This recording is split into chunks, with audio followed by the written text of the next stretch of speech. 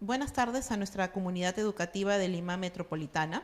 Hoy nos encontramos con Vilma Murga Castañeda. Ella es coordinadora del equipo de Ciudadanía y Ciencias Sociales de la Oficina de Medición de la Calidad de los Aprendizajes, UMC, del Ministerio de Educación, quien nos orientará sobre cómo aprovechar los resultados de la ESE para mejorar los aprendizajes. Buenas tardes, Vilma. Buenas tardes a la comunidad educativa de Lima Metropolitana. Es un gusto poder comunicarnos a través de este medio con los directores, con los docentes y con la comunidad educativa en general para conversar acerca de la información que la Oficina de Medición de la Calidad de los Aprendizajes produce y espera sea utilizada en favor de la mejora de los aprendizajes de nuestros estudiantes en las escuelas. Cuéntanos, Vilma, ¿por qué es importante la evaluación censal de estudiantes? Mira, la evaluación censal de estudiantes nos brinda información útil y necesaria para tener un diagnóstico acerca de los logros de aprendizaje de nuestros estudiantes. Tres palabras, diría yo, o tres ideas claves nos podrían graficar la importancia de la evaluación censal de estudiantes. La primera es información. La evaluación nos provee información basada en evidencia mostrada por los estudiantes en sus respuestas en las pruebas, para conocer cuáles son los niveles de logro de los estudiantes. Esta información nos permite un diagnóstico, y sería la segunda idea clave, diagnóstico que debe ser utilizado para la toma de decisiones por los actores educativos en los distintos niveles del sistema. En este caso esperamos que los directores de las escuelas, los docentes, incluso los padres de familia y hasta los estudiantes, sobre todo los de nivel secundaria, utilicen esta información para tomar decisiones que nos lleven a la mejora de los aprendizajes. Ahora, quisiera recordar que la evaluación censal de estudiantes evalúa estudiantes de segundo y cuarto grado de primaria en las competencias de lectura y matemática, y en segundo de secundaria, además de lectura y matemática, este año por primera vez hemos evaluado el área de historia, geografía y economía con las competencias que involucran esta área tan compleja con un enfoque de ciudadanía. Nos gustaría de pronto en algún momento también tener un espacio para desarrollar esto que es nuevo en la evaluación. Sobre esta primera palabra clave, información, ¿cómo debe actuar el director al recibir los resultados? Sí, fíjate, podríamos señalar 4 acciones básicas que debe desarrollar un director al recibir esta información. La primera, elemental, por cierto, es distribuir la información. Entonces, la UMC hace el esfuerzo de ir puerta a puerta de cada institución educativa a entregar informes dirigidos a los distintos actores. Se producen informes dirigidos al director de la institución educativa. Se producen otros de corte más pedagógico, dirigidos a los docentes de las áreas y grados evaluados.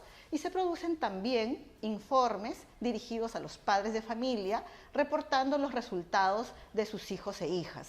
Entonces, una primera tarea elemental que puede parecer sencilla, pero que es fundamental, es distribuir los resultados. Es penoso a veces encontrar, cuando vamos a visitar a las escuelas, que los docentes nos reportan no haber recibido o no conocer estos informes. Esto de pronto en la primaria ya ha sido superado por la trayectoria que tenemos de evaluación en primaria, pero aún no se instala como cultura en las instituciones educativas de nivel secundaria. Entonces, ahí haría un primer llamado a los directores que en cuanto reciban la información, la compartan, la difundan, la distribuyan entre los docentes y padres de familia. Una segunda tarea va por conocer los resultados. Un director de escuela no puede dejar de conocer los resultados de logros de aprendizaje de sus estudiantes. Conocerlos, digamos que es un paso más, pero analizarlos, es decir, establecer algunas hipótesis que expliquen esos resultados, es un paso superior y esperado para la gestión de una escuela. Entendemos, nosotros sabemos que los directivos tienen una gran carga de trabajo, pero es necesario que ellos, que ustedes, directores, consideren establecer alianzas con sus subdirectores que de pronto tienen una labor más directa con los docentes. Si no tienen subdirectores, puede ser con los coordinadores de área, en secundaria o de grado, en primaria. Finalmente, con los docentes más comprometidos que puedan acompañarlos a ustedes en este análisis y en plantear algunas hipótesis explicativas de los resultados y que permitan finalmente realizar, digamos que la cuarta tarea, que es la reflexión acompañada de una toma de decisiones. Entonces, si focalizamos en estas 4 ideas, tenemos distribuir, conocer, analizar y reflexionar acerca de los resultados para una adecuada toma de decisiones por la mejora de los aprendizajes de nuestros estudiantes. Muy claro, Vilma. ¿Qué otros indicadores pueden influir en los resultados? Me refiero a elementos como el clima institucional de la institución educativa. Sí, mira, bien importante lo que me preguntas, porque muchas veces estos resultados suelen servir para señalar, para buscar responsables, para culpar al docente que enseñó el grado, al docente que tuvo a cargo la sección que no salió bien, estigmatizar las prácticas pedagógicas y en realidad los resultados de un grupo de estudiantes, si bien es cierto, están midiendo una competencia y un grado evaluado, finalmente debemos asumir que son los resultados de aprendizaje de una comunidad educativa, es decir, los factores que influyen sobre los aprendizajes no son solamente la interacción docente-estudiante en el aula. Hay un conjunto de factores que vienen desde el clima escolar. Incluso no tendríamos que ser ingenuos y tenemos que asumir realmente que los factores socioeconómicos, los factores de contexto, también influyen sobre los resultados de los estudiantes. Entonces, tenemos que tomar en cuenta que estos factores nos ayudan a explicar los resultados. Pero también tenemos que tomar en cuenta que la cultura escolar, las dinámicas que se establecen en las instituciones educativas también pueden favorecer o plantear dificultades adicionales para el logro de los aprendizajes. Fíjate que en los informes para la institución educativa, a los directores se les informa acerca de un nivel de comparación que hemos establecido entre escuelas similares, entre escuelas parecidas. Entonces, si tenemos por ejemplo, un grupo de escuelas que tienen las mismas condiciones de infraestructura, las mismas condiciones de contexto de la comunidad, las mismas condiciones de nivel socioeconómico de las familias, o más o menos parecidas, sin embargo, no necesariamente 2 escuelas con esas mismas condiciones tienen los mismos resultados. Hay escuelas que a pesar de estar en las mismas condiciones tienen mejores resultados que otras.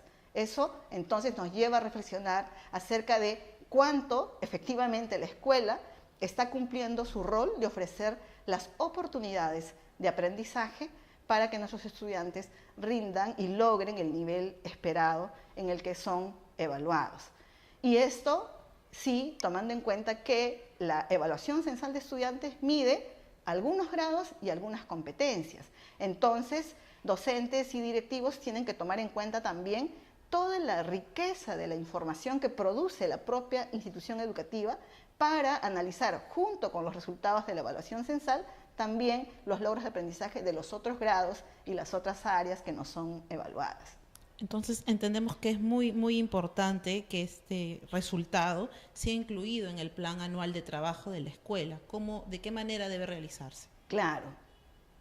Ahí también, y buscando justamente dar un mensaje que nos deje como ideas clave, pensaba en dos ideas, que es el tema de la participación y la planificación, ¿no? Y ahí entonces debe generarse en la escuela un espacio que permita a los actores de la escuela, de la institución educativa, encontrarse, conversar, reflexionar acerca de qué nos podría explicar estos resultados como ya hemos planteado antes y que permita también tomar decisiones que se incluyan en el plan anual de trabajo. Es decir, no tenemos que crear estrategias paralelas, documentos paralelos, sino establecer algunas tareas, algunas acciones centrales que se incluyan en el plan anual de trabajo y que involucren a todos los actores de la escuela. No solo a los profesores de segundo y tercer grado porque queremos subir el porcentaje de nivel de logro en segundo grado. No solo a los de segundo de secundaria, sino entender que los resultados de nuestros estudiantes son los resultados de las dinámicas escolares que se establecen en la institución educativa. Y esto involucra desde la persona que nos recibe en la puerta, el personal administrativo, el personal docente y, claro, el liderazgo pedagógico de los directivos. Y estos espacios se deben dar en la escuela. Estamos hablando de la jornada de reflexión. Así es, ¿no? Una jornada de reflexión que está normada incluso en las directivas del año escolar, que debe tener un espacio propio, un espacio programado desde la gestión de la escuela.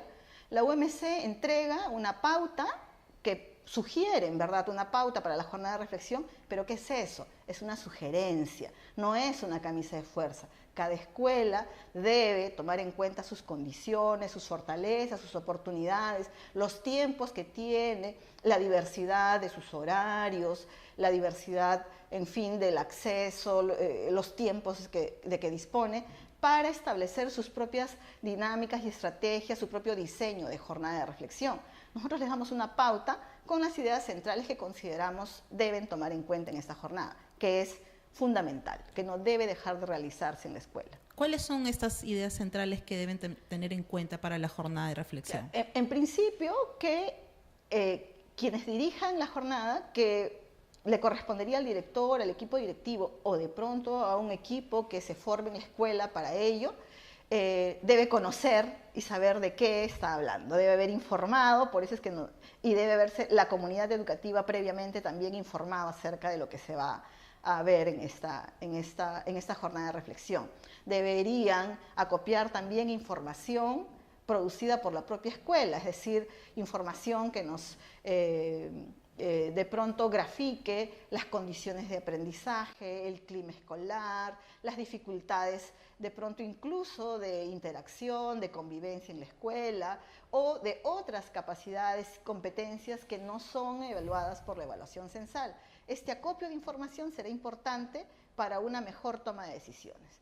Luego el trabajo colegiado, el trabajo en equipos, de pronto por ciclos, por grados o por áreas en la educación secundaria, podría servir también para ver qué estamos haciendo en los grados anteriores, qué nos corresponde hacer para reforzar en los grados posteriores. Y en la educación secundaria incluso un nivel de coordinación interáreas, porque todas contribuimos con el mismo estudiante, es decir, se evalúa al estudiante en lectura, en matemática, en historia, geografía y economía, pero esto no quiere decir que las otras áreas no estén directa o indirectamente vinculadas con el desarrollo de los aprendizajes de este estudiante que es uno. Entonces, todas esas reflexiones deberían realizarse en este espacio, que debería terminar con un conjunto de tareas. Quien mucho abarca, poco aprieta, dice un dicho popular, y creo que habría que tomarlo como una orientación, es decir, 2, 3 decisiones centrales que consideremos las fundamentales para contribuir con la mejora de los aprendizajes, tareas claras y responsabilidades establecidas. Otro dicho dice, responsabilidad de todos, responsabilidad de nadie, y entonces será mejor también asumir a partir de esta reflexión un nivel de organización también de la comunidad escolar para asumir responsabilidades y luego corresponderá a los directivos un proceso de seguimiento, de monitoreo y de evaluación permanente para ver qué tanto estamos logrando lo que nos hemos propuesto. Con respecto a la responsabilidad de nuestros docentes en el aula, ¿sus estrategias deberían estar solo enfocadas a los resultados? Fíjate, en realidad los resultados son una oportunidad, deberían ser un disparador, un pretexto para aprovechar el espacio y ver qué hemos logrado, pero no el único indicador. Ciertamente, todos los esfuerzos desplegados en la evaluación censal de estudiante no tendrían que ignorarse, no tendrían que pasarse por alto, pero tampoco tendrían que convertirse en el centro y en el único eje para la toma de decisiones. Consideramos que el docente debe valorar la propia información que recoge en la escuela y todas estas interacciones de las que venimos hablando también a nivel de la institución educativa.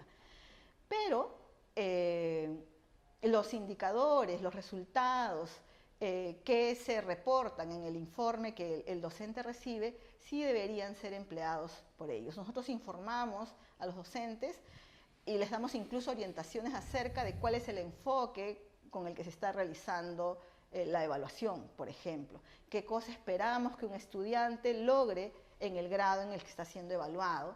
Y luego también les damos algún análisis de cuáles son las principales dificultades que a nivel nacional encontramos en los estudiantes en el grado y área evaluada.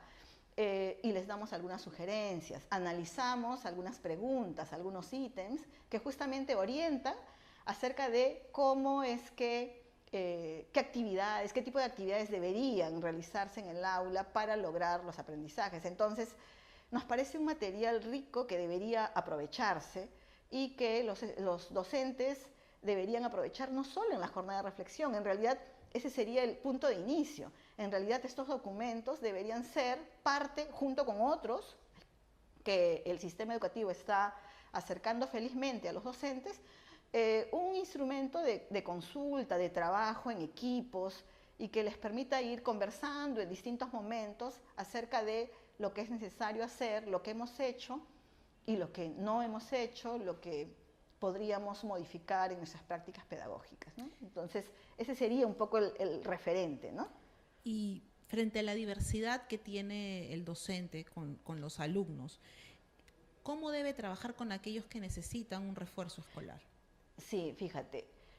En primer lugar, en este punto nosotros queremos reconocer, no estamos ajenos a la realidad, hemos estado 20 años en aulas, sabemos que la atención a la diversidad no es una cosa sencilla, tiene sus dificultades, es un reto asumir no solo la progresión de los aprendizajes de un grado a otro, sino el elevar los niveles de complejidad, de exigencia, el dar oportunidades de aprendizaje apropiadas de acuerdo al nivel de desarrollo de capacidades de los estudiantes. No es sencillo, pero es un reto que debemos asumir.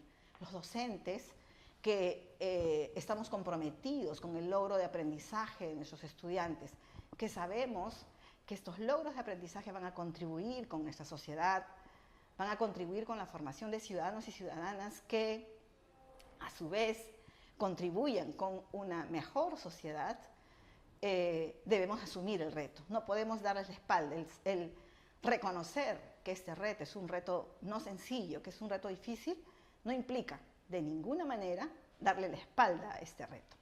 En ese sentido, es importante que en principio podamos identificar, por ejemplo, los estudiantes que tienen determinadas dificultades. Identificarlos no significa estigmatizar, no significa clasificar de ninguna manera, al contrario, significa reconocer fortalezas y debilidades en todo el grupo con el que trabajamos y justamente aprovechar de estas fortalezas y debilidades para que incluso la interacción entre los propios estudiantes les permita a ellos superar esas dificultades. Entonces, la ESE se convierte en un orientador para identificar estas dificultades, pero que exige la labor profesional del docente para una toma de decisiones que le permita una adecuada atención de esta diversidad de los resultados, que no puede dejar de atender.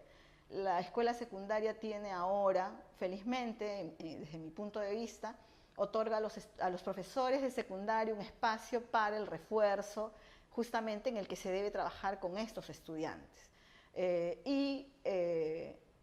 Implica una oportunidad para los estudiantes de superar sus dificultades. Y ojo, es muy importante darnos cuenta de que si nosotros tenemos los resultados, por ejemplo, en el caso de secundaria, de estudiantes de segundo de secundaria, estos estudiantes ya están en tercero.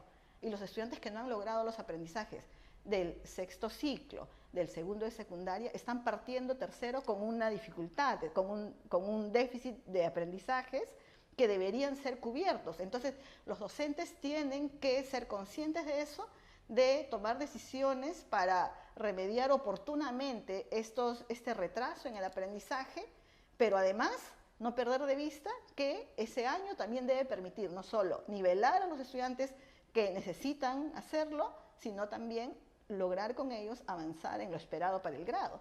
Porque si no, si seguimos con el retraso y lo que hacemos es bajar la valla, bajar la exigencia, entonces vamos a terminar con estudiantes que al final de la educación básica van a terminar con un déficit en sus aprendizajes. Entonces es importante que los docentes seamos conscientes de eso y que la evaluación censal justamente es una oportunidad para darnos cuenta qué hemos logrado, qué nos falta lograr y qué decisiones tomar con nuestros grupos. Para estas reflexiones que realizan los docentes, ¿es recomendable el trabajo en grupos de interaprendizaje? Definitivamente, definitivamente, ¿no? Los docentes más comprometidos, antes de que salga incluso la norma o la sugerencia y el tiempo, el espacio para formar estos grupos, creo que ya lo hacían, ¿no? Conocemos felizmente docentes comprometidos que se organizan, que organizan sus tiempos para reflexionar de manera colegiada, de manera conjunta y tomar decisiones y hacer seguimiento a sus estudiantes, pero además hacer una revisión de información conjunta con sus pares docentes, ¿no? Es interesante la experiencia de los docentes de un mismo grado en la primaria y también de los docentes de secundaria que tienen dos niveles de coordinación. Uno, interárea, para ver la progresión de los aprendizajes de un grado a otro, y otra, interdisciplinar entre todos los docentes que enseñan a una misma sección para identificar las problemáticas comunes, de pronto encontrar que tenemos estudiantes que en un área se desempeñan muy bien, pero en otra tienen dificultades y ver cuáles son las estrategias, identificar, diagnosticar y tomar decisiones. Entonces, es importante que el docente desarrolle esta capacidad de reflexión, que no actúe mecánicamente, que no actúe solo aplicando lo que se les dice, sino que justamente potencie su nivel profesional reflexionando en conjunto con sus pares docentes y que tome decisiones en función de la realidad que tiene en el aula. Creo que eso es lo que justamente, además de contribuir con la mejora de los aprendizajes, le otorga profesionalismo al trabajo docente y que es justamente la labor que un docente tiene que realizar en el aula. Sobre esa realidad que tenemos en el aula, ¿cómo atendemos a nuestros estudiantes asociados a la discapacidad? Fíjate, ya hace años tenemos las políticas de inclusión, ¿cierto? Estas políticas de inclusión han permitido que los estudiantes con discapacidad sensorial, intelectual, con diversos tipos de discapacidad, sean incluidos en las escuelas de la educación básica regular. Estos estudiantes deben tener los mismos derechos que un estudiante de la escuela básica regular sin ninguna necesidad educativa especial. La UMC considera que justamente como parte de esos derechos y de una atención al derecho de estos estudiantes a aprender es también evaluar sus logros de aprendizaje. Entonces, ya desde el año 2014 hemos iniciado experiencias para ir introduciendo las acomodaciones, las adaptaciones necesarias para poder atender la evaluación de estos estudiantes. Por lo pronto, hasta ahora hemos atendido la discapacidad sensorial, tanto auditiva como visual, con instrumentos, con las acomodaciones necesarias, con apoyos necesarios, de pronto con lenguaje de señas para seguir las instrucciones, o con instrumentos adaptados, por ejemplo, en braille o en macrotipo para los estudiantes con discapacidad visual. Y este año se está promoviendo también la inclusión de todos los estudiantes con discapacidad incluidos, incluso los que tienen discapacidad intelectual. Justamente hace poco la UMC ha realizado un streaming en el que se está difundiendo el registro de esos estudiantes, porque claro, tenemos el proceso de inclusión en la escuela, pero no necesariamente los sistemas de registro han funcionado. Y desde aquí aprovecho también para hacer un llamado a los directores para tener este registro actualizado en el CIAGIE, pero también tenemos un registro, la UMC ha creado una sección en la web que es la sección de atención a las necesidades educativas especiales, y dentro de esta sección hay un registro, el RNE, que es el registro de necesidades educativas especiales. Ahora, este registro, si bien es cierto, se circunscribe al registro de estudiantes que van a ser evaluados, porque es un registro de la UMC, que es la encargada de evaluar a los estudiantes. Y esperamos que en los próximos meses, entre mayo y junio, los directores a nivel nacional registren a sus estudiantes con algún tipo de discapacidad incluso los directores que no tienen estudiantes con necesidades educativas especiales asociadas a discapacidad también registren que no los tienen, para nosotros tener la certeza de poder llegar adecuadamente a estos estudiantes y atender su derecho en igualdad con los demás estudiantes, pero también con equidad, atendiéndolo en su necesidad específica. Y para eso la UMC acomoda los instrumentos, adapta y adecúa los procesos de aplicación. Finalmente, Vilma, un actor fundamental en nuestra comunidad educativa son los padres de familia. ¿Cómo incorporarlos a este proceso? En principio, la UMC produce un informe dirigido a los padres de familia. Consideramos, dada ya desde nuestra experiencia de escuela también, que los padres de familia deben ser aliados de los docentes, aliados de la comunidad educativa. Muchas veces optamos por más bien una confrontación con los padres de familia y una responsabilización de los docentes a los padres, y que de pronto podría convertirse en un elemento que enturbie el clima de la escuela. Entonces, lo que nosotros les sugerimos es establecer también nexos y alianzas con los padres de familia. Los informes que nosotros les entregamos deben ser conocidos por los directores y los docentes, es decir, directores y docentes deben conocer qué es lo que les estamos sugiriendo a los padres en estos documentos que se dirige a ellos. En estos documentos no estamos esperando que el padre se convierta en un profesor en casa. De ninguna manera. El padre, la madre de familia es eso, es el padre y la madre que sí puede acompañar, darle un soporte a los aprendizajes, pero que no va a suplantar la función del docente. Entonces, en estos informes para padres les sugerimos algunas acciones que implican, por ejemplo, un soporte emocional, una motivación, el compartir experiencias con sus hijos, el aprovechar las oportunidades para que valoren los aprendizajes que logran en las escuelas, para que valoren la utilidad de esos aprendizajes, porque también la motivación del estudiante por aprender puede estar condicionada por la utilidad que percibe de aquello que está aprendiendo en la escuela. Y entonces, yo, por ejemplo, como profesora de Ciencias Sociales, de Historia, Geografía y Economía, encuentro que a veces los estudiantes no le toman sentido a esto. Pero si el padre de familia conversa con su hijo, con su hija, acerca de cómo es que emigró de la sierra a la costa, cuál fue su experiencia, qué es lo que encuentra aquí, trasladado de su zona de origen a la ciudad, cómo las organizaciones provincianas en Lima reproducen sus tradiciones, sus costumbres, cómo el transporte, la historia de su comunidad, cómo el transporte llegó a su comunidad en la sierra, en fin, este tipo de aprendizajes que se los da justamente el área de Ciencias Sociales. Entonces, el estudiante puede sentir que esta área, percibir que esta área es importante, pero esto debe ir acorde también a cómo el docente está enfocando el área en las clases. Entonces, tiene que haber un diálogo entre docentes, padres de familia, y esperamos nosotros, en verdad, que todos los documentos que producimos para estos actores sean de utilidad y nos permitan lograr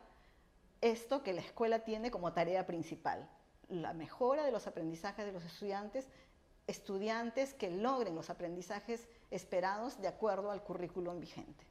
Muchas gracias, Vilma. Sabemos que todas estas orientaciones son muy importantes para nuestra comunidad educativa. Fíjate que en verdad docentes, padres de familia, directores deben sentir que desde las distintas instancias del Ministerio de Educación y en particular de la UMC, que es donde trabajamos, estamos pendientes de darles todos los elementos que consideremos necesarios para atender sus necesidades, sus demandas, las dificultades, pensando en nuestros estudiantes. Y en ese sentido, quisiera aprovechar el espacio para invitarlos a visitar nuestra página web umc.minedo.gov.pe. Van a encontrar ahí videos, van a encontrar informes, documentos, estudios que nos permiten profundizar y conocer cuáles son estas demandas de aprendizaje, cuáles son estas dificultades que tienen nuestros estudiantes. También tenemos el Facebook, Medición de la Calidad de los Aprendizajes, y nuestro correo, medición@minedu.gov.pe. En verdad, respondemos siempre a quienes nos escriben, los atendemos porque sabemos que el rol, sobre todo de quien está en la escuela, es fundamental para el logro de aprendizaje de nuestros estudiantes. Y agradezco la oportunidad y felicito a la DREN por también abrir este espacio, que creo que va a contribuir con ello. Muchas gracias. Buenas tardes. Buenas tardes.